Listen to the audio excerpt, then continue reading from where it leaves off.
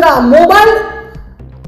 UPI મારફતે લોકો સાથે છેતરપિંડી કરતો ઇસમને પકડી પડાયો। સુરતના ડિંડોલી વિસ્તારમાં કોઈ પણ સામાન વેચાતો ખરીદી કરી યુપીઆઈ પેમેન્ટ મારફતે પેમેન્ટ મોકલી કરી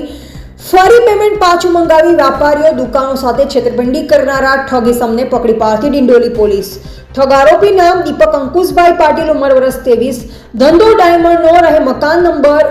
1027 ઓમનગર, ડિંડોલીને પકડી પાડી ડિંડોલી પોલીસ સ્ટેશનના police sub inspector NC Patel દ્વારા આરોપી વિરુદ્ધ બીએનએસ 318નો ગુનો નોંધી ધરપકડ કરી, જેમાં ડિંડોલી પોલીસ દ્વારા સુરત શહેર ગુજરાત રાજ્યમાં હજુ કેટલા લોકો સાથે આ ઠગ ઇસમ દ્વારા